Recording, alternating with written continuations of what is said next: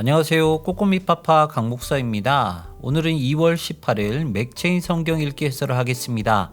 오늘 말씀의 주제는 부당한 고난입니다. 출애굽기 1장은 애굽의 노예입니다. 출애굽기는 야곱의 아들들을 언급하면서 시작합니다. 이것은 창세기와 출애굽기가 연결되어 있음을 보여주는데요. 하나님의 특별한 돌보심으로 이스라엘은 거대한 민족이 됩니다. 하지만 이스라엘의 번성은 애굽에게 달가운 일이 아니었죠.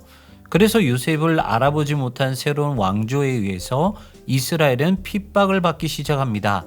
처음에는 단순한 억압이었던 것이 점점 악랄해지기까지 했고, 바로 왕은 히브리 남자 아기를 나일강에 던져 넣으라고까지 명령하였습니다.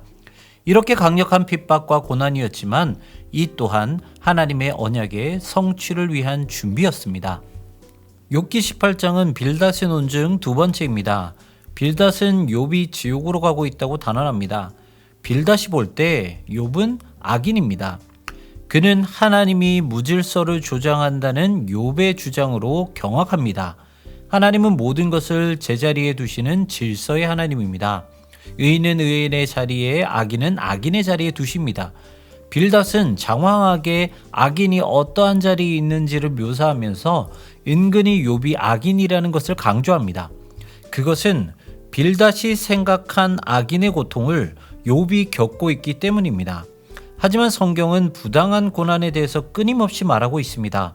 애굽의 지배 아래 있는 이스라엘도 마찬가지입니다. 잘못도 없이 고난을 당합니다. 이렇게 세상은 기계처럼 돌아가지 않습니다. 하지만 인격적인 하나님은 당신의 주권대로 세상을 인도하십니다. 그리고 우리는 그 뜻을 알아야 하는 것입니다. 누가복음 4장은 의인의 시험입니다. 유일한 의인이신 예수님도 마귀에게 시험을 받으십니다. 시험을 당한 사실을 가지고 정죄하는 것은 어리석은 것입니다. 예수님이 시험을 당하셨다면 누구든지 시험을 당할 수 있는 것이기 때문입니다. 그래서 욥이 시험당한 것은 죄가 아닙니다. 이어서 예수님은 자신이 성장한 나사렛에서 말씀을 전하십니다. 사람들은 가르침에 놀라면서도 예수님을 믿지 않았죠. 오히려 예수님을 죽이려 했습니다. 그런데 아이러니하게도 고향 사람들이 깨닫지 못한 예수님을 귀신들은 알아보게 됩니다. 고린도전서 5장은 음행입니다. 바울은 근친상간의 죄를 제거하지 않은 교회를 비판합니다. 권징은 교회의 거룩함과 범죄한 자의 회개를 불러옵니다. 우상 숭배자나 음행하는 자들과 사귀어서는 안 됩니다. 이는 세상 사람들과 사귀지 말라는 뜻이 아닙니다. 적어도 교회 안에서 이 같은 행위를 하는 사람은 단절시키는 것이 맞다는 의미입니다.